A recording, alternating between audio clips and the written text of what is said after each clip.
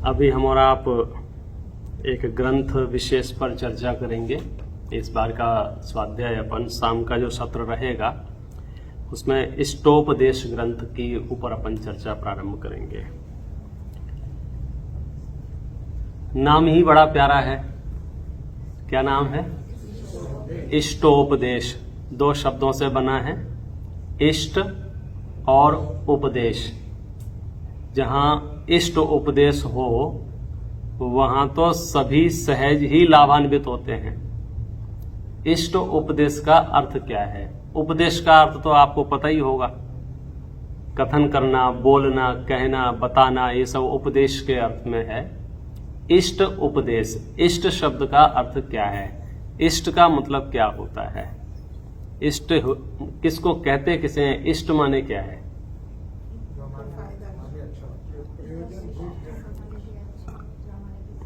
जो हमारे काम का हो, सीधा सीधा। अपन तो सरल अर्थ करेंगे, ज्यादा बढ़िया। जो हमारे काम का हो वो इष्टोपदेश है। अब आपके काम क्या है वो मुझे नहीं पता है। हाँ, धन कमाना भी आपके काम का उपदेश हो सकता है। परिवार में कुछ प्रतिकूलताएं आ गई हों, वो ठीक हो जाएं, वो भी आपके हित का उपदेश हो सकता है। रोग हो गए हों, बीमारियां हो गई हों, बीमारियां कैसे दूर हों, ऐसा उपदेश भी आपके लिए इष्टोपदेश हो सकता है।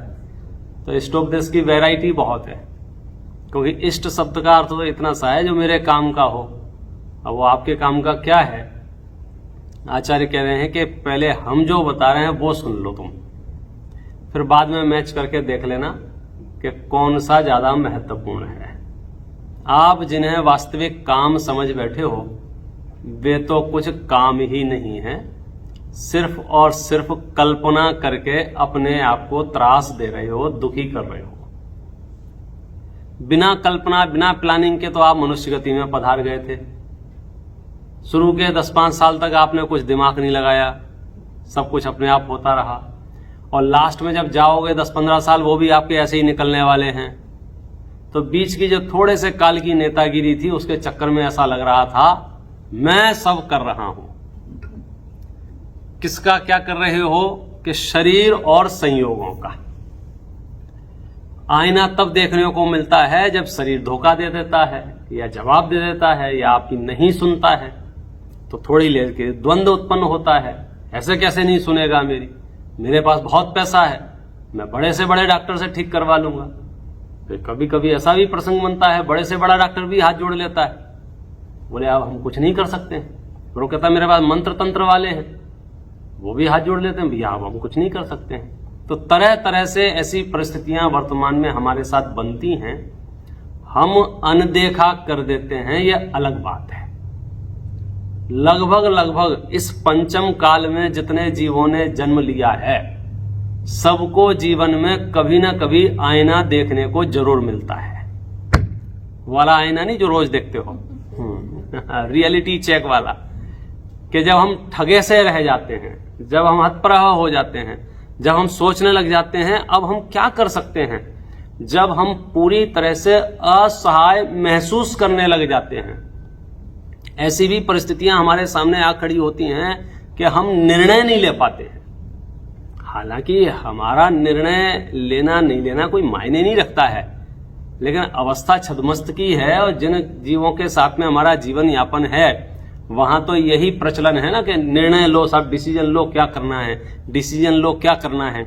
लेकिन सच्चाई तो यह है कि वो डिसीजन भी क्या लिया जाएगा ये भी तेरे हाथ में है या नहीं है। इसकी गहराइयों में जब जाएंगे तब पता चलेगा हमको।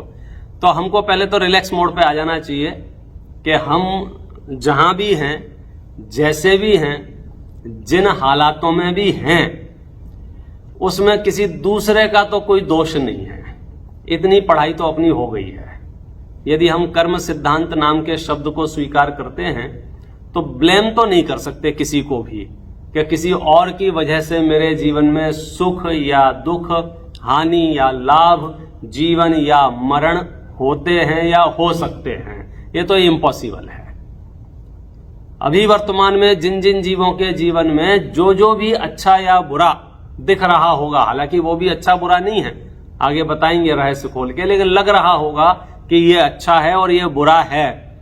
उस अच्छे का कर्ता कौन है और बुरे का कर्ता कौन है कि कोई दूसरा हो या मतलब पता चले कि ना चले कोई है कि नहीं है, इतना पक्का है कोई दूसरा इसका कर्ता नहीं है। हालांकि जो जहां जिस दुनिया में रहता है उसको वहां उतने रास्ते बताए जाते हैं कि इस रास्ते से सब ठीक हो सकता है, इस रास्ते से सब ठीक हो सकता है। अब वो ठीक हो सकता है कि नहीं हो सकता है वो केवल ही जाने, और जब हम प्रयोग करके देखते हैं तो पता चलता है। मैं शुरुआती दौर में सिर्फ आपको 2-4 बातें कह के मूल ग्रंथ की अपन चर्चा प्रारंभ करेंगे, क्योंकि इष्टोपदेश शुरू करना है ना, तो हमारे इष्टोपदेश का दायरा क्या होगा, क्योंकि जगत में इष्टोपदेश की वैरायटी बहुत है। आज मैं आपको माइग्रेन नहीं हो ऐसे उपाय बताऊंगा तो ये भी इष्टोपदेश में आता है। अच्छा, फिर आपको अपने ही किसी स्तोत्र से बता दूंगा तो फिर तो और ही इष्टोपदेश हो जाएगा कि अब तो दवाई हमारे घर में ही मिल गई, हम तो बाहर परेशान होते थे। तो लेकिन इन सब चीजों से पहले सिर्फ क्लैरिटी ये करना है कि हम जिन चीजों को ठीक करना चाहते हैं आखिर वे चीजें हो कैसे रही थी, उसके पीछे फैक्टर क्या है, उसके पीछे कारण क्या है। तो 2 तरह से हम चीजों को समझते हैं। एक तो जो प्रॉब्लम हमारे जीवन में हो वैसी की वैसी प्रॉब्लम किसी और के जीवन में हो तो हम उससे थोड़ा सा बातचीत करते हैं, राय मशवरा लेते हैं, भाई तुमको ये सेम प्रॉब्लम हुई थी तो तुमने क्या किया था, कैसे मैनेज किया था। समझो मुझे किडनी फेल हो जाए तो मुझे जितने अपने परिवार में, खानदान में, दोस्तों में जो भी किडनी फेलुअर के पेशेंट होंगे सब याद आ जाएंगे, और एक बार तो बात कर ही लूंगा कि भैया तुमने कहाँ इलाज कराया था, तुम कैसे जिंदा बच गए, अभी तक घूम रहे हो। तो ये सारी चीजें हैं। तो मैं भी वही रास्ता अपनाता हूं कि हमारे जीवन में जो छोटी मोटी प्रॉब्लम्स आ रही हैं, इससे पहले भी कई जीवों के जीवन में प्रॉब्लम्स आ चुकी हैं, तो हम उन मामलों को उठाते हैं जो मामले हाई प्रोफाइल कहे जाते हैं, बड़े बड़े लोग होते हैं, और ऐसे बड़े बड़े लोग कि वे उसी भाव से मोक्ष जाने वाले होते हैं। कोई नारायण है, कोई बलभद्र है, कोई चक्रवर्ती है, कोई तीर्थंकर है। हम ऐसे हाई प्रोफाइल केस के माध्यम से थोड़ी सी चर्चा करेंगे। रामचंद्र जी का नाम आपने सुना ही होगा। यह भी पता होगा कि उनको कुछ दिनों के लिए घर से बेदखल कर दिया गया था, घर से निकाल दिया गया था। पक्का किसी को आइडिया है कि क्यों निकाल दिया था? एक दिन पहले अनाउंसमेंट हुआ था कि राज्याभिषेक होगा, अगले दिन उनको निकाल दिया था। तो निकाल क्यों दिया था, इसका फैक्टर किसी के पास है? तो तरह तरह के जवाब हो सकते हैं। वर्तमान में अगर मैं अपना 1-2 लाइन लिख के डाल दूं कि भाई मुझे घर से निकाला जा रहा है, इसका क्या कारण हो सकता है, तो हो सकता है नीचे 10-20 कमेंट्स आ जाएंगे। उसमें से कुछ ऐसे होंगे कि हो सकता है कि आपने अपना घर वास्तु से ना बनाया हो सकता है आपने कोई राशि रत्न ना पहने हो सकता है आपने अमुक देवी देवता मंदिर मस्जिद मदरसे जहां जहां जिसकी आस्था होगी उसकी आपने कार्य ना किया हो सकता है आपने फलाना अनुष्ठान ना किया हो सकता है आपने तरह तरह के, और यहां तक पहुंच जाएंगे, हो सकता है अपने घर के बाहर नींबू मिर्ची ना टांगा हो। तो इसकी वैरायटी बहुत है। मैं लिस्ट सुनाने बैठूंगा तो शायद 2-4 साल लग जाएंगे, क्योंकि पूरे देश भर में, भारत भर में, विदेश में घूमने के बाद हर गली मोहल्ले में एक नया आइडिया है प्रतिकूलताओं से बचने के लिए। और मैंने मामला उठाया है ऐसे महापुरुष का जो सबकी आस्था के विषय भी हैं, सबको जिन पर भरोसा भी है, और जिन शासन में भी उन्हें मोक्ष की प्राप्ति हुई है, सिद्ध दशा में वर्तमान में विराजमान हैं, 8 कर्मों का विनाश कर चुके हैं। ऐसे व्यक्ति को घर से निकाला गया था, उसका रीजन क्या है, उसका कारण क्या है? क्योंकि हमारा दिमाग तब तक शांत नहीं होगा जब तक हमको सही जवाब नहीं मिलेगा। बोलो सुरेश भाई, किसकी बात चल रही है? रामचंद्र जी की। क्यों निकाला गया था? ये बाहर के कारणों की बात नहीं चल रही थी, इसने कानाफूसी कर दी थी, उसने शिकायत कर दी, वो सब पंचायत नहीं। असली कारण क्या मिलेगा? तो जवाब आएगा कर्म सिद्धांत की ओर से कि आप रामचंद्र जी की फाइल खोल के देखो, पास्ट में कुछ ना कुछ उन्होंने ऐसा कुछ जरूर किया होगा जिसके इफेक्ट में, जिसके बदले में ये परिस्थितियां निर्मित हुई हैं। बराबर है। और ये रामचंद्र जी को एक्सेप्ट है।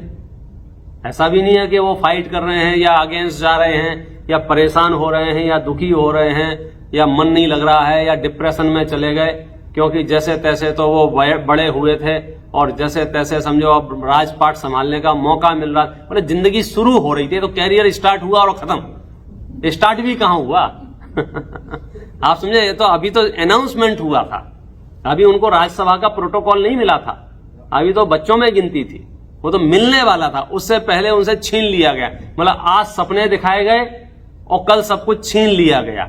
लेकिन वे इतने सहज शांत कैसे रह पाए, और वो भी 1-2 दिन की बात नहीं थी।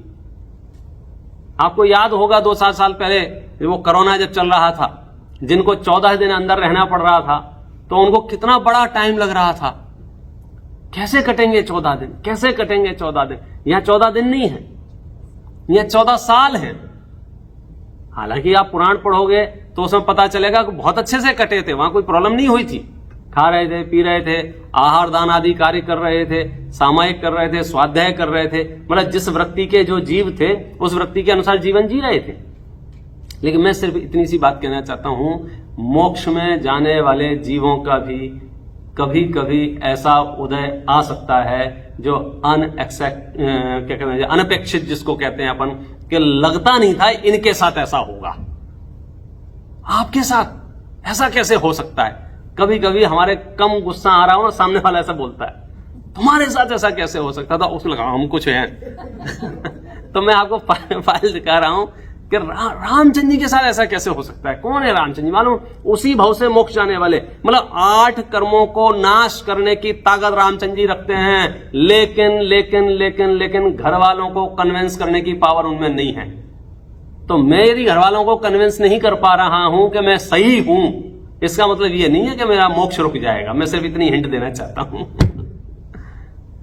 मैं अगर समाज को मैनेज नहीं कर पा रहा हूं कि मैं सीख हूं और समाज मेरा बहिष्कार भी कर देती है, घर मेरा बहिष्कार भी कर देती है, मुझे गांव छोड़ना पड़ जाता है, तो भी मेरी मोक्ष मार्ग की यात्रा चलती रहेगी कि रुक जाएगी?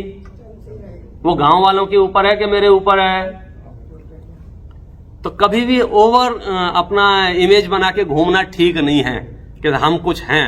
तो मैं तो इतने बड़े बड़े लोगों के नाम लिख के घूमता हूं, जब भी कोई कहता है तुम्हारी इंसल्ट हो गई, मैं फट से एक फाइल खोलता हूं, इनकी देख लो, हमसे ज्यादा हुई और तो भी ये मोक्ष में चले गए, तो फिर हमारी तो कोई मायने नहीं रखता है।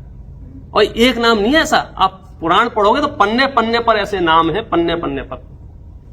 5 पांडव कोई कम थे क्या? वो भी तो टॉप क्वालिटी, टॉप लोगों में से आते हैं ना। और फैमिली डिस्प्यूट कैसा है उनका, परिवार का मामला कैसा है? एक दूसरे को शकल नहीं सुहा रही है। बोलो हमें एक दूसरे की शकल ना सुहाए, कोई कल्पना कर सकता है हम मोक्ष जाएंगे?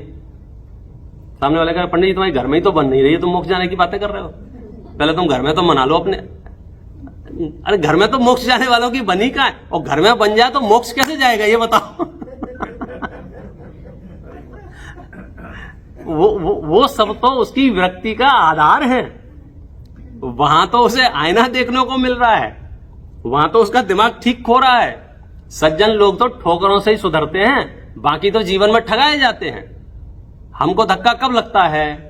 जब हमारे पास साथ कोई अनपेक्षित व्यवहार होता है, अदरवाइज तो सब बढ़िया चल रहा है, पूरी मनुष्यई चुटकियों में निकल जाएगी। ये तो थोड़े थोड़े पाप के उदय आते रहते हैं ना, तो लगता है कि मनुष्य पर्याय दुर्लभ है, ये पर्याय हाथ से कभी भी छूट सकती है।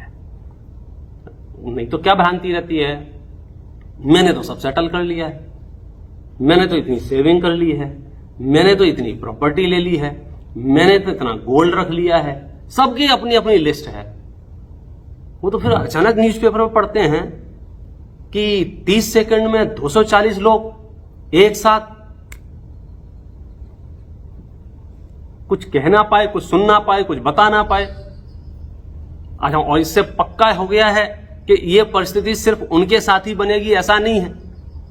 हालांकि वो कहते ऐसा है, लाखों में एक आध बार ऐसा होता है, लेकिन मुश्किल तब हो जाती है कि वो लाख का एक आध बार हमारा ही हुआ तो हमारे लिए भी लोग बोल रहे होंगे कि करोड़ों में एक बार ऐसा होता है, और करोड़ों में एक बार अपना ही हुआ तो अपने को तो इतना तत्व ज्ञान करके एवर रेडी टॉर्च बन जाना चाहिए, जब चाहो तब हाँ साहब छोड़नी है पर हाँ सब रेडी है चलो, तो वो सार्थक होगा कि लाखों वर्षों तक जीऊं या मृत्यु आज ही। लेकिन फर्स्ट सेटलमेंट क्या कि मेरे जीवन में जो कुछ भी अनुकूलता प्रतिकूलताएं हो रही हैं, प्रॉब्लम्स हो रही हैं, परेशानियां हो रही हैं, मेरा तिरस्कार हो रहा है, मेरे पास धन नहीं है, जो जो जिसकी जैसी भी समस्या है, उसमें कारण कौन? कोई दूसरा उसमें कारण नहीं है। अब जो उपाय बताए जा रहे थे, हित का उपदेश दिया जा रहा था, इष्ट उपदेश से अपन ने बात की थी कि चलो चलो चलो चलो, हमारे पास ऐसा उपदेश है कि तुम्हारा सब कुछ ठीक हो जाएगा। तो हम पूछेंगे सब कुछ का मतलब बताओ, तो कहेगा संसार में सब कुछ ठीक हो जाएगा। तो हम जवाब देंगे हमें संसार में कुछ ठीक नहीं करना है, हमें तो मोक्ष जाना है। तुम्हारे पास ये उपदेश हो तो हम आगे बात करेंगे, संसार को ठीक करने का उपदेश हो हमें नहीं सुनना है, क्योंकि संसार उनका भी ठीक है जिन पे कोई उपदेश नहीं है।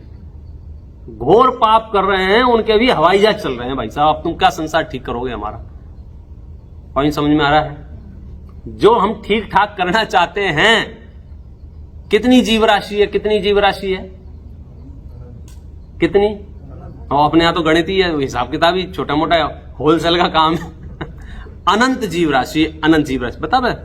अनंत जीव राशि में से आप कैलकुलेट करो, भोजन प्राप्ति के लिए, विषय भोगों की प्राप्ति के लिए, इष्ट संयोगों की प्राप्ति के लिए ये अलग टाइप के प्रयत्न कौन सी गति के कौन से जीव करते देखे जाते हैं? अलग टाइप के माने ये बाईपास वाले। एक नॉर्मल प्रयत्न है, चींटी को भूख लगेगी, अपने घर से बाहर जाएगी, उसके पास घ्राणेंद्रिय है, सूंघते सूंघते सूंघते सूंघते उसे जहां भोजन मिलेगा उठाएगी, थोड़ा वहां खाएगी, बचा हुआ अपने घर में ले जाएगी। मधुमक्खी अपने छत्ते से निकलेगी, पराग के फूल के पास जाएगी, उसमें से अपने योग्य भोजन ग्रहण करेगी, बाकी अपने घर में आके रख। ये नॉर्मल प्रोसेस पूरे अनंत जीवों में से लगभग सभी जीव ऐसा ही करते हैं। हमें भूख लगती है तो हम सोचते हैं कि हम कोई मंत्र पढ़ लेवे तो रोटी प्राप्त हो जाएगी, या कोई तंत्र कर लेवे, या कोई टानो टोटका कर लेवे, या कोई जादू कर लेवे, या कोई और रास्ते ढूंढ लेवे, किसी देवी देवता को मना लेवे, या किसी को जो अन्य रास्ते हैं। तो आपको पता चलेगा कि अनंत जीव राशि में से कुछ मनुष्यों की कुछ बातों को छोड़ दो, बाकी अनंत राशि को भोजन उपलब्ध हो रहा है कि नहीं हो रहा है? तो बाकी जो अनंत जीव राशि है उसको भोजन कौन उपलब्ध करा रहा है? हम क्या समझ रहे हैं कि हमें जो फैसिलिटी अवेलेबल है ना, इसमें हमने बहुत तिकड़मबाजी की है तब जाके उपलब्ध है। मैं पूछा हूं, इन तिकड़मबाजी जैसे कुछ मनुष्यों को छोड़ दो, बाकी जीव राशि को जो चीजें उपलब्ध हैं उसमें उन्होंने क्या तिकड़मबाजी की है बोलो? किसी जंगल के किसी कोने में बढ़िया एकदम प्योर हवा में, ऑक्सीजन के बीच में और स्प्रिंग वातावरण में, वहां जो जीव राशि रह रही है, जहां मनुष्यों का कोई हस्तक्षेप नहीं है, जहां कोई हंटिंग वाले नहीं है, बढ़िया खा रहे हैं, पी रहे हैं, मौज कर रहे हैं, वहां उनको ये सारी चीजें कौन उपलब्ध करा रहा है? तो हम विराट दृष्टिकोण से देखेंगे तो अनंत जीव राशि में से अनंतानंत जीवों को भी स्व कर्मोदय से जो जहां जिन हालातों में हैं वहां उन्हें वो सुविधाएं उपलब्ध हैं। इसलिए सांसारिक उपदेश इष्ट उपदेश नहीं हो सकता है। संसार को बढ़ाने वाला उपदेश इष्ट उपदेश नहीं हो सकता है। संसार में सुख बताने वाला उपदेश इष्ट उपदेश नहीं हो सकता है। कोई ये दावा करे कि हमारे पास ऐसा उपदेश है जिससे आपका संसार बढ़िया हो जाएगा, बोले नहीं, हमें संसार बढ़िया नहीं करना है, हमें तो संसार छोड़ना है। क्योंकि इष्ट उपदेश किसको कहेंगे? जिससे मेरा हित हो। अभी जो इष्ट उपदेश है वो किसको समझ रहे हैं? जिससे शरीर और संयोगों में, बाहर में। तो इष्ट उपदेश परमार्थ से तो यही है जिसमें मेरा हित हो। और सुनो ध्यान से, यदि परमार्थ इष्ट उपदेश को हम ग्रहण करते हैं तो बाह्य जितनी भी समस्याएं थीं, ये समस्याएं भी सहज भाव से समाधान हो जाता है। मोक्ष मार्गी जीवों को जब से मोक्ष मार्ग प्रारंभ होता है, सहज ही इतने प्रशस्त परिणाम होते हैं कि उनको वैसा उदय देखा ही जाता है, वहां उनको समस्या आने वाली ही नहीं है।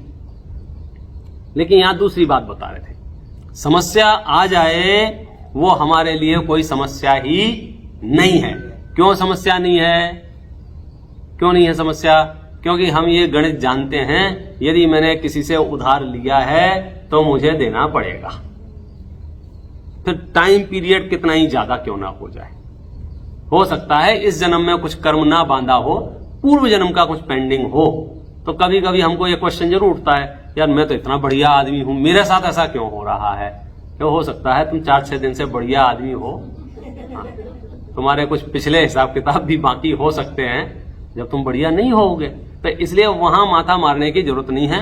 और वो हम पिछले जितनी बार भी शायद यहाँ आए हैं, एक बार तो आपको वो भजन सुनाया ही है, उसे सेटल किया है कि वो तो हमारी प्रॉब्लम ही नहीं है। कौन सी?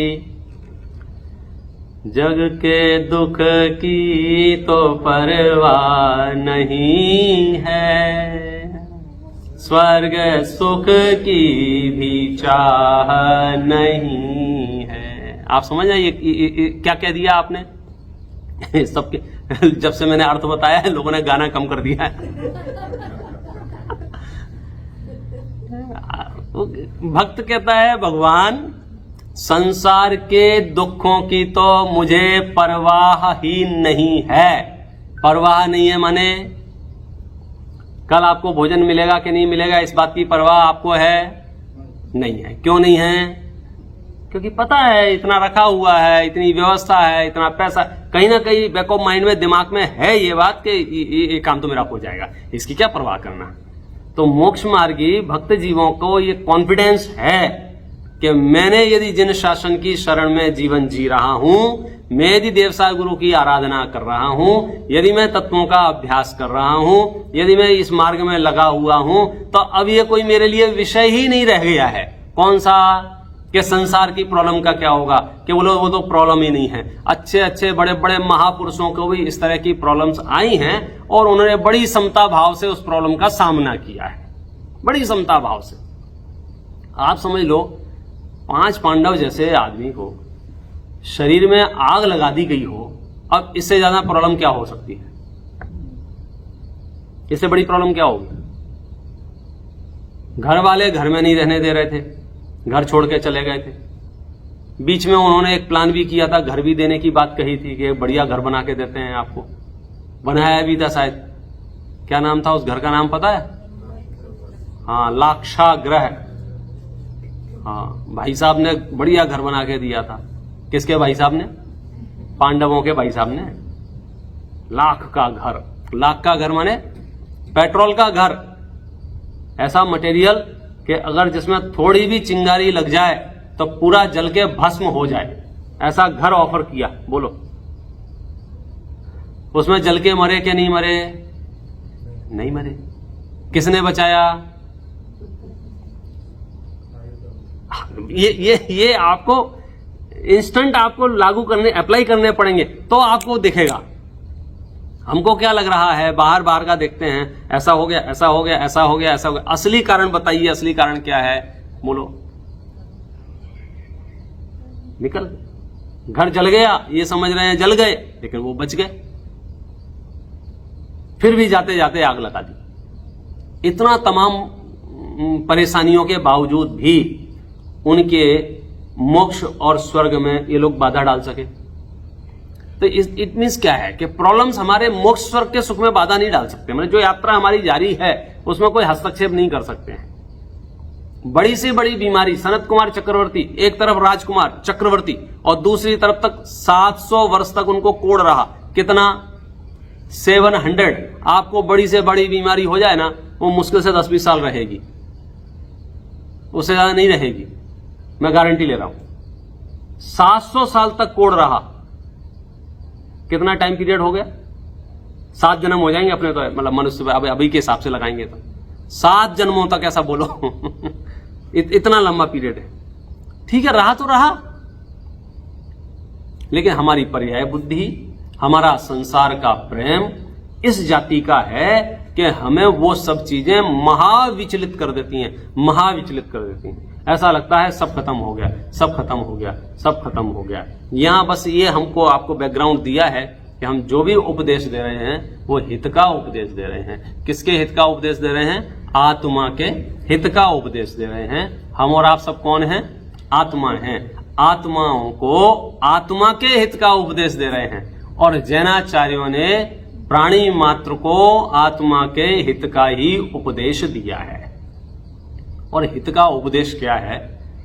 सच सच बता दो, यही हित का उपदेश है। झूठ बोलना ये हित का उपदेश नहीं है।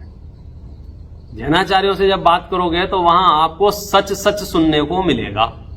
फिर भले ही वो आपको पसंद आ रहा हो या ना पसंद आ रहा हो, वो आपकी प्रॉब्लम है। झूठ नहीं बोलेंगे। जगत में क्या चलता है, झूठ बोला जाता है तो वो बड़ा लोकप्रिय होता है, वो बड़ा कर्णप्रिय लगता है। जैसे यहां मैं एक बोर्ड लगा लूं, गारंटी देता हूं आपके रोग ठीक हो जाएंगे। आप देखो ये हॉल खचाखच भरा मिलेगा आपको। वो ठीक होंगे नहीं होंगे, डेटा वेरिफिकेशन वो सब भाड़ में गया। आप तो बस घोषणा कर दो। तो बाजार में जो दावे किए जा रहे हैं, जैनाचार्य कहते हैं कि नहीं, हम ऐसा काम नहीं कर सकते। हमने महाव्रत अंगीकार किए, हमारे मुख से झूठ निकल ही नहीं सकता है। ये सब बाजार में चलता होगा। और बाजार में तो ऐसा चलता है कि भाई साहब आप कभी सच बोल भी दो ना संसारी जीवों को, तो पलट के पता है क्या बोलते हैं, कह दो ये झूठ है। वो सच सुनना ही नहीं चाहते, सच के अभ्यस्त नहीं है, सच्चाई से दूर भागते हैं।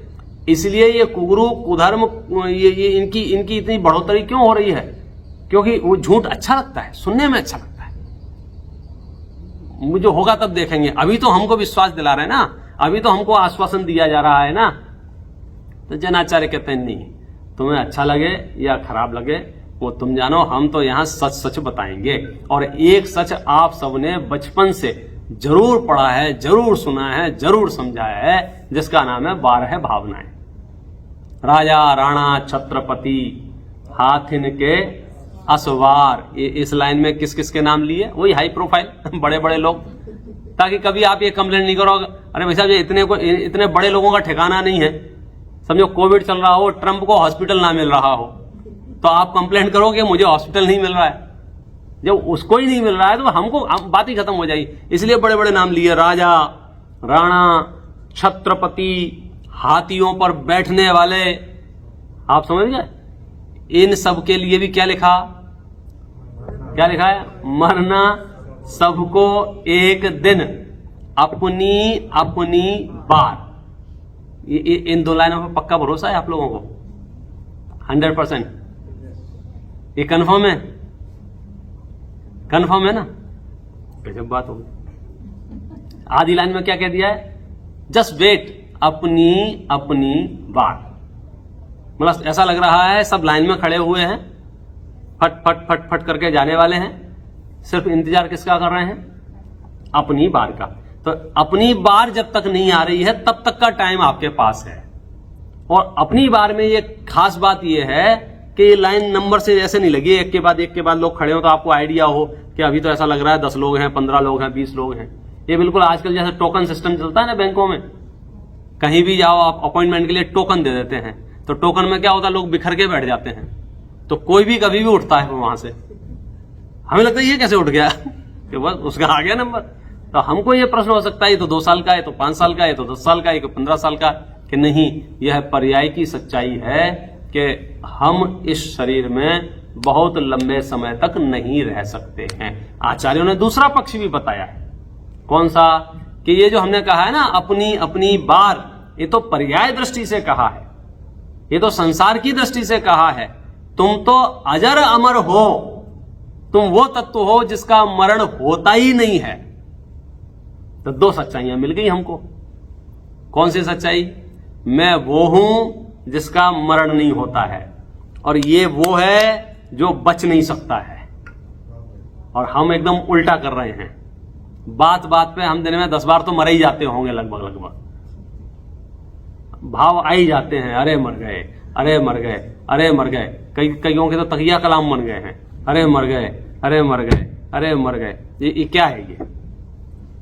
तो आज आचार्य कहते हैं अब थोड़ा चित्त को शांत करके शरीर और संयोगों के बारे में जैन अनुयायी बहुत माथा नहीं लगाते हैं। क्यों? तीर्थंकरों के उपदेश से उन्हें कर्म सिद्धांत प्राप्त है। वे हर प्रश्न का उत्तर वो आधी लाइन से दे देते हैं। ऐसा क्यों हुआ कि इस जीव का ऐसा ही कर्म का उदय होगा। और कर्म के उदय के बारे में आपको इतनी निष्प्रहता पता है कि कर्म जब उदय में आता है तो वो इंटरव्यू नहीं लेता है आपका कि आप कौन हो, क्या हो, कैसे हो, किस पद पर हो, आपकी कितनी जरूरतें हैं, उसे कोई लेना देना नहीं है। वो तो सिर्फ इतना जानता है आपने बांधा था कि हाँ, तो आपको उदय में आ रहा हूं। फिर जब उदय में आएगा तो उससे मैं बोलूं रुक जा भैया तुझे पता नहीं है मैं पंडित जी बन गया हूं, जब बांधा था तब तो मैं बच्चा था। नहीं बोले ठीक है पंडित जी तुम बन गए अच्छी बात है, तुम पंडित जी बने रहो, हम तो उदय में आएंगे। क्या डिस्काउंट मिलेगा? कुछ नहीं मिलेगा। अपनी फैन फॉलोइंग ज्यादा हो जाए तो कर्म का उदय थोड़ा आने में घबराएगा कि इनके साथ तो 5,000 लोग हैं, 50 लाख लोग हैं। चलो अभी तो मैं श्रावक हूं, मैं दीक्षा ले लेता हूं, बोलो दीक्षा ले लेता हूं, मुनि बन जाता हूं, तो फिर कर्म का उदय मुझे छोड़ देगा। ये जैन दर्शन की विराट सत्यता है कि आप कुछ भी कर लो, आप जो करोगे उससे जो फल मिलेगा वो भी आपके खाते में ही जमा होगा, लेकिन पहले जो कर रखा है वो डिसमिस नहीं होगा, वो तो उदय में आएगा। तो इसलिए ज्यादा आप सोचने वाली जगह बचती नहीं है। कहां नहीं बचती है? संसार शरीर व्यवस्था संयोगों में। ऐसा क्यों हुआ, ऐसा क्यों हुआ, ऐसा क्यों हुआ, 1000 प्रश्न हो तो एक ही जवाब है, स्वकीय कर्मोदयात, स्वकीय कर्मोदयात, स्वकीय कर्मोदयात। इससे पहले एक आध बार अपने को इसकी विस्तृत चर्चा भी की होगी। सर्वम सदैव नियतम भवति स्वकीय कर्मोदयान, मरण जीवित दुख सौख्यम अज्ञान में तदिह यत्तु परह परस्य कुर्यात पुमान मरण जीवित दुख सौख्यम। ठीक है, 2 सत्य हमारे सामने आ गए, एक स्वभाव का सत्य जिसे द्रव्य सत्य कहते हैं, एक पर्याय का सत्य जिसे पर्याय सत्य कहते हैं। यानी हमको अगर समझना होगा तो द्रव्य स्वभाव का सत्य तो हम समझने का प्रयास कर ही रहे हैं, साथ में हमें पर्याय स्वभाव का भी सत्य पता होना चाहिए। नहीं तो यहां तो हम सेटल रहते हैं। कहां? क्या मैं अजर अमर हूं, मैं अविनाशी हूं, मैं प्रमत्त भी नहीं हूं, मैं अप्रमत्त भी नहीं हूं, यहां कोई प्रॉब्लम नहीं है। लेकिन जब कोई गाली देता है तो दिमाग खराब हो जाता है। तो पर्याय सत्य भी पता होना चाहिए कि जब रोग आते हैं तो फिर हमारा उपयोग विचलित हो जाता है, जब हमारा एक्सीडेंट होता है तो हमारा उपयोग खराब हो जाता है, जब प्रतिकूलताएं आती हैं फिर हमारा मन नहीं लगता है। यद्यपि हमें पता है, तो अब दिक्कत कहां आई कि आपको जो पता है वो कौन सा स्वभाव तो पता था, आपको द्रव्य स्वभाव पता है, लेकिन पर्याय स्वभाव को नहीं पकड़ पाए कि पर्याय का यही स्वभाव। पर्याय का स्वभाव क्या है? अपनी अपनी बात, नो ऑब्जेक्शन। इसमें आप अपील नहीं कर सकते हो, इसमें आप कोर्ट में नहीं जा सकते हो। और वैसे ही जैन दर्शन में मैं तो बोलता ही हूं कि यहां कंप्लेंट विभाग तो है ही नहीं भाई। आप शिकायत तो किसी से कर नहीं सकते हो, भगवान से शिकायत कर नहीं सकते हो। भगवान से शिकायत क्यों नहीं कर सकते हो? उनकी शकल बता रही है, अभी तुम्हें सुनेंगे नहीं। आप देख लो उनकी मुद्रा, न राग है, न द्वेष है, न क्रोध है, न मान है, न माया है, न लोभ है। 13वें गुण स्थान की मुद्रा है, अनंत अवस्था की दशा है, इंद्रियों का प्रयोग उनका बंद हो गया है, केवल ज्ञान प्रत्यक्ष ज्ञान हो गया है। वे तुम्हारी सुन कहां रहे हैं? हालांकि तुम जो बोल रहे हो उनके ज्ञान में झलक रहा है, लेकिन वे तुमसे उलझ नहीं रहे हैं, बस झलक रहा है। झलक तो नरक भी रहा है। 3 लोग झलक रहा है, 3 लोग में तुम भी टपक रहे हो, तो वो उससे प्रभावित नहीं हो रहे हैं, तो वो तो सुनवाई है नहीं वहां। अच्छा चलो ठीक है, वो नहीं सुनते हैं तो क्या हुआ, हम दूसरे को किसी को सुना लेंगे। कि दूसरे किसको सुनाओगे? दूसरे जिसको सुनाओगे वो तुम्हारे जैसा ही होगा, तो उसको सुना के क्या फायदा है भाई? सुनाया तो ऐसे को जाए जहां समाधान हो जाए। एक संसारी दूसरे संसारी के सामने रोता रहता है, वो उठ के जाता है, वो तीसरे के सामने रोता रहता है, सब एक दूसरे के सामने रो रहा के टाइम पास कर रहे हैं। तो इससे समाधान कहां निकल रहा है? समाधान कैसे निकल सकता है? कि हम सत्य वस्तु का स्वरूप समझने से ही समाधान निकल सकता है। हम तो अपनी उस पंक्ति पर अडिग रहें, जो हमने बोला है उसके भाव भाषण में रहें, उसकी प्रतीति में रहें। हमने क्या बोला था? जग के दुख की तो परवाह नहीं है। सच्चे मोक्षु हैं, मोक्ष मार्ग की इच्छा रखते हैं, तो फिर सच में जगत के दुखों की तो परवाह ही नहीं होना चाहिए। स्वर्ग सुख की भी चाह नहीं है, मैटो जामन मरण होवे ऐसा यतन पारस प्यारा। मैं तो जन्म मरण का अभाव करना चाहता हूं। तो संसार से छूटने का उपदेश ही हमारे लिए इष्ट उपदेश हो सकता है। ये इष्टोपदेश नाम का ग्रंथ है और यह आचार्य पूज्य पाद स्वामी ने लिखा है। कौन से आचार्य ने लिखा है? पूज्यपाद स्वामी आचार्य ने लिखा है। ग्रंथ का नाम क्या है? इष्टोपदेश। इसमें 51 श्लोक हैं। 51 कितने श्लोक हैं? 51 इसमें श्लोक हैं। और ये ग्रंथ 6वीं शताब्दी में लिखा गया है। कब लिखा गया है? 6वीं शताब्दी। 6वीं शताब्दी का मतलब क्या हुआ? 6th सेंचुरी, ऐसे ही बोलेंगे? हाँ, धन्यवाद। हाँ, तो एक कितने पीछे चले गए हम? क्योंकि कभी कभी क्या है, बरगलाने वाले लोग बहुत हैं इस धरती पर। तो कुछ भी कह के, कुछ भी यही कह के बरगला सकते हैं। अरे ये तो अभी 50 साल पुराना है, ये तो अभी लिखा है 100 साल पहले, ये तो अभी बताया 200 साल पहले। तो हमारे जैनाचार्यों ने तो हजारों साल पहले भी वही कहा था, आज भी वही कह रहे हैं, आगे भी वही कहेंगे। यदि पूर्वा पर विरोध लग रहा हो तो समझ लेना मामला कहीं गड़बड़ है। अरे यहां तो आदिनाथ ने जो कहा था वही अजितनाथ ने कहा था, वही संभवनाथ ने कहा था, वही अभिनंदननाथ ने कहा था, वही महावीर ने कहा था, वही महावीर के बाद की परंपरा ने कहा था। मतलब यहां वक्ता बदलने से बात नहीं बदलती है, और वक्ता बदलने से बात बदल जाए माने वक्ता ठग है। ये लिखा है। क्या कहा? ये जो परंपरा में हम जिसमें बात कर रहे हैं, आप मुझे सुनने नहीं आए हैं। अगर आप मुझे सुनने आए होंगे तो ठगाए जाएंगे। किसे सुनने आए हैं? किसे सुनने आए फिर? या कौन आया है प्रवचन करने के लिए? बोलो। घर पे किसी ने, कहां जा रहे हो? बोले विपिन जी के प्रवचन सुनने जा रहे हैं। तो विपिन जी के प्रवचन सुनने जा रहे हो कि नहीं जा रहे हो? यह भी व्यवहार सत्य है। लेकिन वास्तविक परमार्थ सत्य क्या है? विपिन जी के प्रवचन सुनने जा रहे हैं माने विपिन जी के माध्यम से उन वचनों को सुनने जा रहे हैं जो पूर्वाचार्यों से मेल खाते हैं। यदि पूर्वाचार्यों से मेल नहीं खाएंगे तो हम एक्सेप्ट नहीं करेंगे। फिर विपिन जी कितने बड़े धुरंधर बने रहे, वो होंगे अपने लिए। ये जैन अनुयायियों की एक खासियत है, और ये कॉन्फिडेंस आचार्यों ने दिया है हमको। जैन दर्शन को युक्ति दर्शन कह के, जैन दर्शन को लॉजिक वाला दर्शन कह के ये आजादी हम भक्तों को दी है। कौन सी? कि आपसे जो कहा जा रहा है उसे आगम से मेल करके देखें, मिलान मिले तो स्वीकार करें और ना मिले तो ना स्वीकार करें।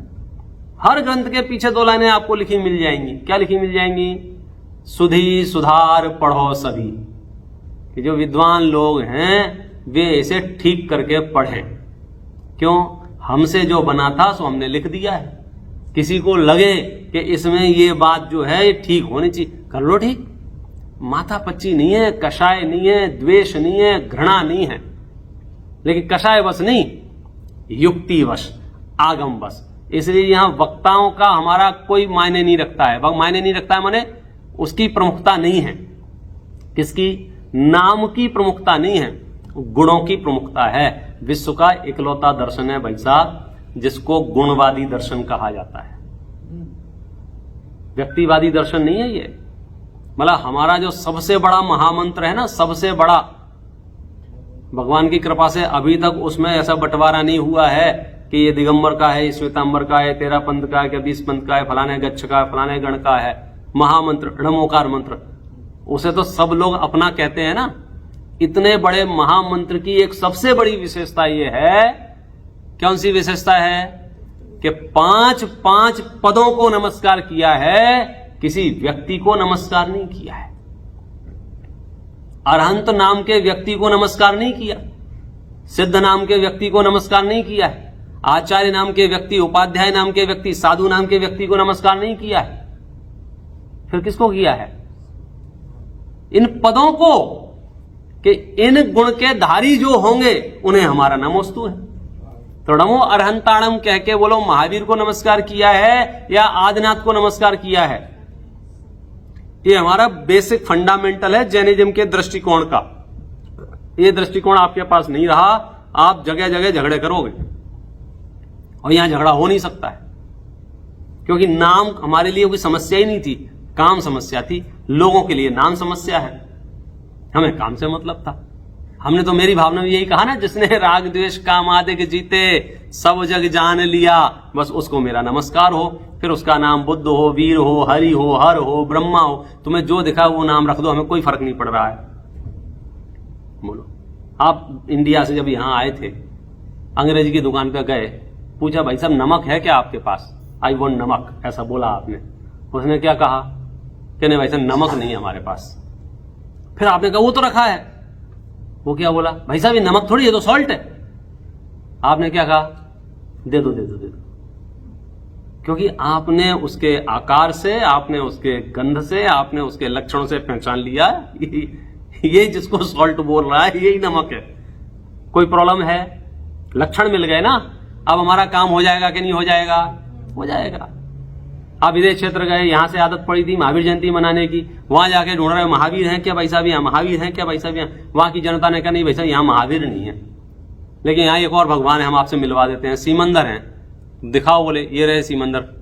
अरे चलेंगे आपको कि नहीं चलेंगे, बोलो चल जाएंगे, दौड़ेंगे ना, क्यों दौड़ेंगे लक्षण से हमको नहीं फर्क पड़ रहा है। ये बहुत कमजोर लोग होते हैं जिन्हें नाम से फर्क पड़ता है। मजबूत धर्म है ये, कमजोर लोगों का धर्म नहीं है, या नाम की कोई वैल्यू नहीं है। अच्छा मैं बताऊं, महावीर अगर इतने ही पूज्य है तो फिर महावीर नाम का व्यक्ति को भी आप चावल चढ़ाने लग जाओगे? किसी ट्रक के ऊपर महावीर लिखा होगा तो क्या करोगे, धोख दोगे? किसी घर के ऊपर अरहंत लिखा होगा, क्या करोगे, बोलो? गुणों को देखना पड़ेगा। इसलिए जहां जहां तहां तहां हमने अधिकांश मंगलाचरणों में पदों को नमस्कार किया है। जहां जहां लोक व्यवहार से नाम लेके भी नमस्कार किया है, वहां अकेले नाम को नमस्कार नहीं किया है, उन गुणों के साथ वाले नाम को नमस्कार किया है। कहीं कहीं ये भी लिख दिया ना, नमः श्री वर्धमानाय, तो वर्धमानाय माने कोई वर्धमान नाम के व्यक्ति को नमस्कार नहीं किया है, उन वर्धमान को नमस्कार किया है जिनके पास वो गुण है, जिनके पास वो क्वालिटी है। क्या कहना चाह रहे हैं इन सब बातों से? कि हम लाक्षणिक दर्शन हैं, हम लक्षणों से चीजों को पहचानते हैं। मोक्ष मार्ग से नेतारम भेतारम कर्म भूभृताम ज्ञातारम विश्व तत्वानाम वंदे तदगुण लब्धहे। बोलो इस मंगलाचरण में कितने परमेष्टियों को नमस्कार किया है? परमेष्टियों को नमस्कार किया है कि नहीं किया है? अरण्य सिद्धाचार्य उपाध्याय साधु को नमस्कार किया है कि नहीं किया है? अब मैं आपसे कहने लग जाऊं ये तो बेकार मंगलाचरण है, इसमें तो 5 परमेष्टि का नाम ही नहीं लिया है, इसमें पंच परमेष्टि को कहां बता, अरंत को नहीं, सिद्ध को नहीं, आचार्य को नहीं, उपाध्याय को नहीं, साधु को नहीं, इसमें पंच परमेष्टि को नमस्कार नहीं किया है, हम साधु हैं, हमारा नाम ही नहीं है इसमें, ये मंगलाचरण ठीक नहीं है, ऐसा चलेगा? अरे महाराज ठीक से पढ़ो, मोक्ष मार्ग से नेतारम भेतारम कर्म भूभृताम ज्ञातारम विश्व तत्वानाम वंदे। किसको धोख दी है? ख्याल में आता है? सरल है। मंगलमय मंगलकरण वीतराग विज्ञान नमोता ही जाते भय अरहंत आदि महान। बोलो इसमें पंच परमेष्टि को नमस्कार किया है कि नहीं किया है? नहीं था, पंच परमेष्टि को कहां किया है इसमें? इसमें तो वीतराग विज्ञान को नमस्कार किया है। हाँ, वो वीतराग विज्ञान की वजह से ही पंच परमेष्टि हैं। यदि वे पंच परमेष्टि वीतराग विज्ञान रहित हो जाएं तो वे पंच परमेष्टि नहीं बचेंगे। बोलो, आप महाराज हैं, आप साधु हैं। क्यों साधु हैं मालूम है आप? क्योंकि आपका नाम फलाने सागर या फलाना नंदी या ऐसा इसलिए आप महाराज हैं? नहीं, आपके पास वीतरागता है, आपके पास विज्ञानता है, आप उस मार्ग पर चल रहे हैं। उसके बिना कैसे संभव होगा? बोलो, ये लाक्षणिक दर्शन है, शब्दों में उलझने जैसा दर्शन है ही नहीं। इसलिए हम यहां जो भी चर्चा करेंगे उस चर्चा का उद्देश्य क्या है? इष्ट उपदेश। इष्ट उपदेश माने हम तो गुणों से पहचान लेंगे ये इष्ट है या नहीं है। इसलिए भाषा, व्यक्ति, जाति, पंथ, संप्रदाय ये कोई मायने नहीं रखते हैं। तीर्थंकरों की वाणी सर्वोदयी वाणी है और सर्वोदयी वाणी की परंपरा से ये आचार्य भगवान पूज्यपाद स्वामी का इष्टोपदेश नाम का ग्रंथ है। 51 श्लोक हैं इसमें। बड़ा सरल ग्रंथ है, बड़ा सरल है। यूं तो सारे ही ग्रंथ सरल होते हैं, बशर्ते आप पढ़ो।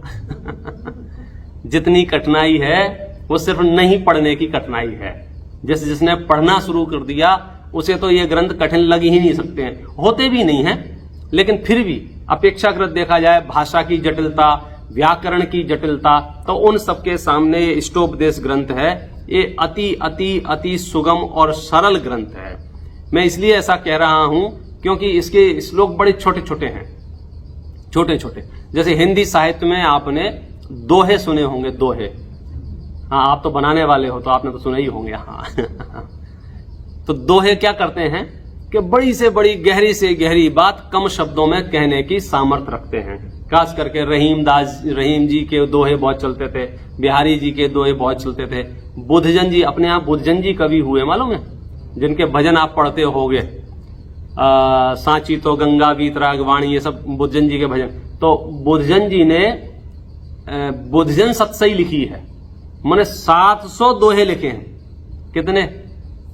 700 दोहे लिखे हैं। तो पहले ये बात कहने के लिए दोहा एक माध्यम था, मतलब कम से कम शब्दों में बात अपनी आ जाती थी। समझ लीजिए ये भी एक तरह के दोहे ही हैं, बस ये दोहे संस्कृत में हैं, वो हिंदी में थे।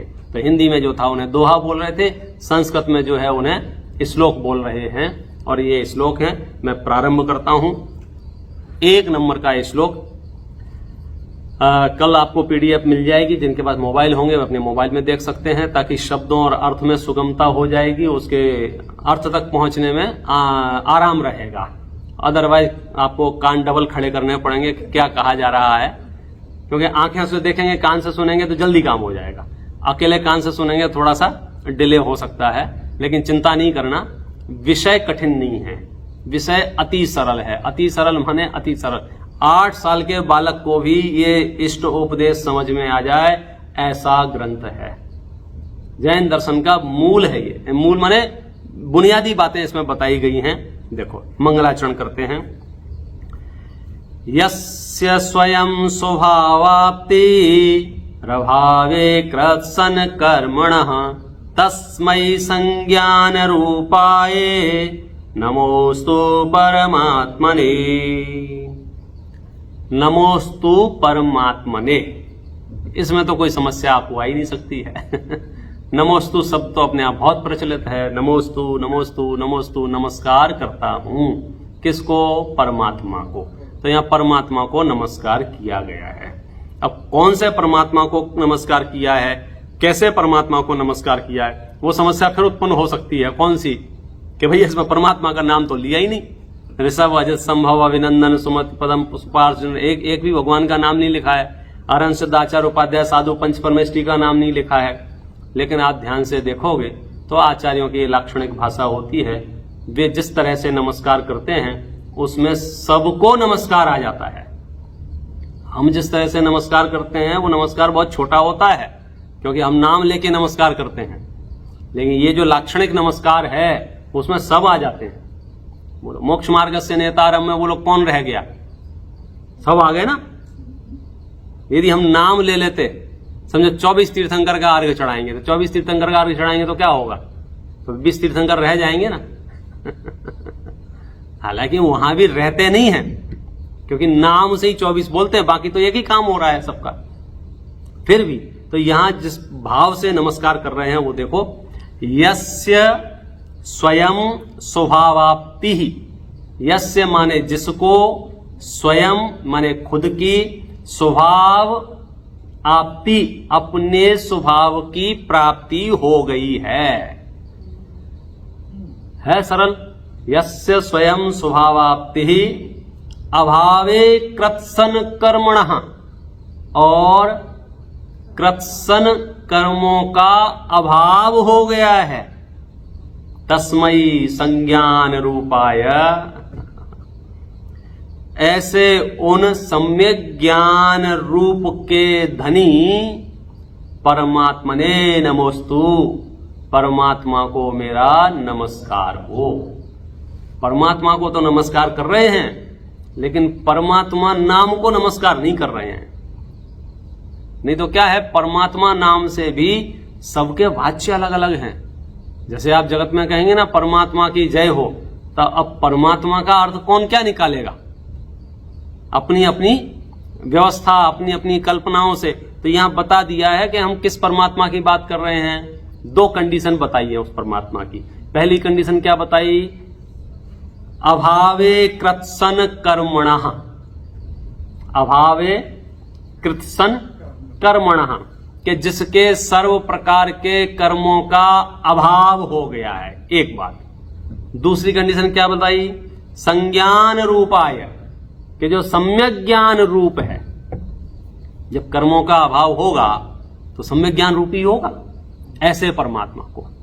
ऐसे ही जब रतनगण श्रावकाचार प्रारंभ किया था ना, मंगलाचरण किया था, तो शास्त्र वाक्य प्रतिज्ञा तो उसमें कहा था, देशयामी समीचीनम धर्मम कर्म निबर्हणम। धर्म किसको कहा? कर्मों के निबर्हण करने वाले को। और संसार दुखतः सत्वान यो धरते उत्तमे सुखे, और जो संसार के दुखों से निकाल दे, सो उत्तम सुख में धर दे, उसका नाम धर्म है। तो हम जितने शब्द कहेंगे शास्त्रों में, उन शब्दों की साथ में परिभाषा भी बताएंगे।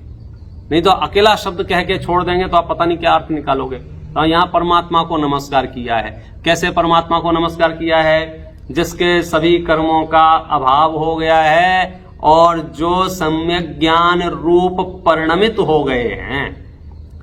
फिर एक और तीसरे विशेषण बताया इसमें, तीसरा और, कि जो संपूर्ण कर्मों का अभाव हुआ है और सम्यक ज्ञान रूप हुए हैं, ऐसा उनको किसने किया है? ये इंडिपेंडेंसी हमारे धर्म की कि किसी ने नहीं किया है। ये किसी के एहसान से नहीं हुए हैं, किसी की अनुकंपा आशीर्वाद से नहीं हुए हैं। यस्य स्वयं स्वभाव आपति, जिसने स्वयं के स्वभाव को स्वयं ही प्राप्त कर लिया है।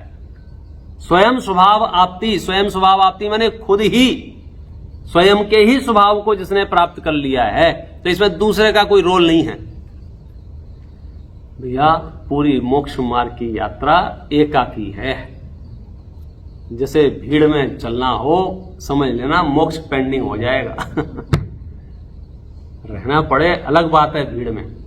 संसार दशा में कर्माधीन जो व्यवस्था बने वो स्वीकार है श्रावक को, साधक को, वहां कोई आपत्ति नहीं है।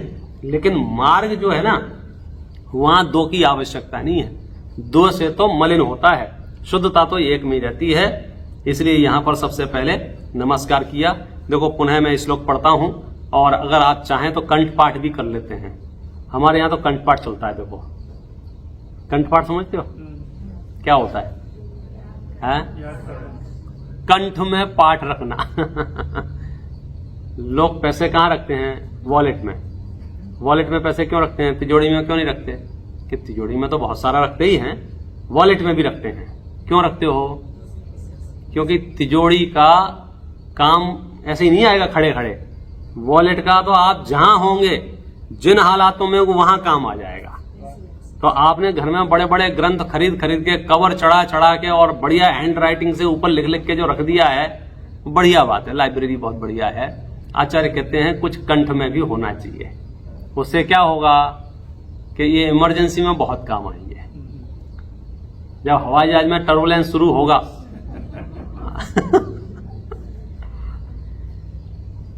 सेकंडों का ही काम है, और बाकी सब मनोकल्पनाएं हैं। मैं आपसे एक प्रश्न ऐसे ही पूछ लेता हूं। ये जो दुर्घटना घटी और ये जो मृत्यु हुई, जिन हालातों में ब्लास्ट हुआ, फायर हुआ, तो ये अच्छी मौत थी या बुरी मौत थी?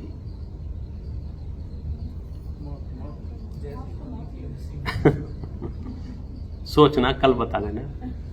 होमवर्क भी तो कुछ होना चाहिए। मतलब हम कैसे डिसाइड करेंगे अच्छी मौत क्या है, बुरी मौत क्या है? अभी इससे पहले कहाँ था, कौन सा शहर था? मियामी में था। तो एक भाई बोले थे, बोले हमारे दोस्त था, अभी उससे बात हुई होगी, उसका भाई था, रात को सोए थे, सुबह नहीं मिला। तो वो सबसे यही बोल रहा था, ऐसा ही मौत मुझे आए, ये अच्छी मौत है, क्योंकि सफर नहीं करना पड़ा उसकी दृष्टि से। हम डिसाइड ही नहीं कर पाएंगे कि अच्छी मौत कौन सी है और बुरी मौत कौन सी है। जैन दर्शन इस मामले में इतनी सी बात कहेगा, किन भावों से आपकी मृत्यु हुई है, किन भावों में आपने परिवर्तन किया है, वो मुख्य है, परिस्थितियां मुख्य नहीं है। ये तो आपको दम चमकाने के लिए बोला जाता है, ऐसी परिस्थितियां वैसी, पर कुछ दम नहीं है इसमें बिल्कुल भी। आपको याद होगा एक सेठ जी थे, सेठ जी सामायिक करते थे, मालूम है? सेठ जी सामायिक कर रहे थे दिया जला के, कि जब तक दीपक जलेगा तब तक मैं सामायिक करूंगा। और उनके फैमिली मेंबर उनको सपोर्ट कर रहे थे, बार बार आके तेल डाल रहे थे, तो दिया बुझ नहीं रहा था। दिया नहीं बुझ रहा था, वो सामायिक नहीं छोड़ सकते थे, और उनका मरण वहां हो गया। जिस दिन मरण हुआ होगा और समाचार फैले होंगे, लोगों ने व्हाट्सएप किए होंगे, आज ये नहीं रहे जैन साहब, और सामायिक करते करते ऐसा मरण हो गया, शांत परिणामों लिख ही देते ना, शांत परिणामों से मरण हुआ। तो आधे से ज्यादा लोग ये प्लानिंग कर रहे होंगे मन ही मन में, ये ठीक है, मरना तो है ही एक दिन, भगवान के सामने मरूं तो ठीक है। और सामायिक करते करते आलोक भैया, पर्दे के पीछे की सच्चाई पता है क्या है? क्या सच्चाई है भाई साहब? वो जीप ट्रेन गति में गया है, मेढक बना है वो। ये दिखावे का दर्शन है ही नहीं। और एक दूसरी घटना है इसके साथ में, एक्सीडेंट की। वो ट्रेन गति का छोटा सा जीव मेढक रास्ते में जा रहा है, हाथी ने उसके ऊपर पैर रख दिया है, शरीर के चिथड़े चिथड़े उड़ गए, जैसे तुम बुरी मौत कह रहे हो, जैसे बुरी मौत कह रहे हो ना, एक्सीडेंट। मतलब अंतिम संस्कार के लिए उसके अंगोपांग भी पूरे नहीं मिले, डीएनए से पता लगाया कि मेढक है। और पर्दे के पीछे सच्चाई क्या है? वो भाई साहब वो समोसरण में खड़ा है, वो वहां देवी ध्वनि सुन रहा है, वो मजे लूट रहा है, वो अगले मोक्ष की तैयारी कर रहा है। तो हम जो आंखों से देख रहे हैं और उससे सर्टिफिकेट बांट रहे हैं, इसकी मौत खराब, इसकी मौत अच्छी, अरे भाई साहब तुम जेब में रखो सर्टिफिकेट। पंडित जी गाड़ी से जा रहे थे, चिथड़े उड़ गए, हाथ पांव टूट गए, पंडित जी की बड़ी बुरी मौत हो गई, तो तुम सर्टिफिकेट बांटोगे? ये घर में मर गया, वो अस्पताल में मर गया। अरे भाई साहब, ये इससे आप निर्णय नहीं करेंगे। निर्णय किससे करेंगे? श्रद्धा ज्ञान चारित्र के सम्यक परिणमन में यदि जीव का मरण होगा तो गारंटी से समाधि मरण होगा। और सम्यक ज्ञान दर्शन चारित्र में मरण तब होगा जब जीवन में सम्यक दर्शन ज्ञान चारित्र होगा। जीवन में सम्यक दर्शन ज्ञान चारित्र तब होगा जब उसकी भावना होगी। तो हम बैठ के भावना ही तो पा रहे हैं। मतलब दर्शन आपको यदि थोड़ा भी समझ में आ गया ना, दुनिया की कोई ताकत आपको स्ट्रेस में, डिप्रेशन में, एंजाइटी में डाल नहीं सकती, क्योंकि हर चीज का हमारे पास जवाब है। हमको ये चीज बहुत बोदरिंग कर रही थी कि साहब बाकी तो ठीक है, जीवन जैसा निकले सो निकले, अंतिम समय बहुत अच्छा निकलना चाहिए। अच्छा माने बाहर की परिस्थितियां, बहुत लंबे टाइम तक वेंटिलेटर पे ना रखना पड़े मुझे, नई प्लानिंग कर रहा है, जबकि इसके हाथ में कुछ भी नहीं है। तो पड़ा होगा, बाहर डिसाइड कर रहे होंगे क्या करें, जाने दें कि रहने दें। अभी रियल डिस्कशन बता रहा हूं भाई साहब, लोग बोलते कुछ नहीं है, 2 दिन और रख लेते हैं। मतलब आप बोलो, कोई आर्थिक दृष्टिकोण से निर्णय ले रहा होगा, कोई व्यस्तताओं के दृष्टिकोण से निर्णय ले रहा होगा, और आरोप पता क्या कह रहे, भाषा क्या होगी, हमारी तो बहुत इच्छा थी यहां रहें, लेकिन अब हम उनको दुखों से मुक्त करना चाहते हैं। सेम जगह आप रख लो अपने आप को, और कोई कहे कि चलो अब इनको दुखों से मुक्त करते हैं। आप बताओ, ये संसार इसी का नाम है भाई साहब। कोई दुखों से मुक्त नहीं हो रहा है। पता है जब तक ये रहेगा रोज टिफिन लेके आना पड़ता है, जाना पड़ता है, बैठना पड़ता है, पैर दबाने पड़ते हैं, भैया जाए यहां से फ्री हो। तो ये उसके साथ हो रहा है ऐसा नहीं है, ये हमारे साथ भी होगा, ये गारंटी नहीं है। सारे पॉसिबिलिटी प्लान कर रहे हैं अपन, तो कुछ भी होगा। उन सब में मैं ये कह रहा हूं, तुम सुखी रहोगे कि दुखी रहोगे, तुम्हारे पास जैसा श्रद्धान होगा, तुम्हारे पास जैसा ज्ञान होगा, तुम्हारे पास जैसी वृत्तियां होंगी, उससे तुम्हारे सुख दुख का निर्णय होगा, बाहर की परिस्थितियों से नहीं। विषम से विषम परिस्थितियों में आप आनंदित रह सकते हैं, और बढ़िया से बढ़िया हालातों में भी आप दुखी रह सकते हैं। महलों में भी हमने संक्लेश देखे हैं, जिनके लाखों करोड़ों अरबों रुपया हैं, वे भी संक्लेशित जीवन जीते हुए देखे हैं, और जहां कुछ नहीं है वे भी आनंद से रह रहे हैं। ये तो बाहर के जीवों को देख लो, पुण्य पाप के खेल तमाशे ऐसे हैं। जिसका जीवन में अध्यात्म हो उसका क्या कहना। तो इसलिए परमार्थ तो हमको समझना पड़ेगा। इसलिए हमने सबसे पहले इष्टोपदेश ग्रंथ में उन परमात्मा को स्मरण किया है जिन्होंने अपने सभी कर्मों का नाश कर दिया है, सम्यक ज्ञान रूप से परिणमित हो गए हैं, और ये सब उन्हें इसलिए हुआ है क्योंकि उन्होंने स्वभाव की उपलब्धि कर ली है, स्वभाव की प्राप्ति कर ली है। बड़ा सरल ग्रंथ है। आज तो अपन ने मंगलाचरण किया है। आप चाहेंगे तो साथ देंगे तो अपन पूरा ग्रंथ की वाचना इस पीरियड में अपन कर सकते हैं।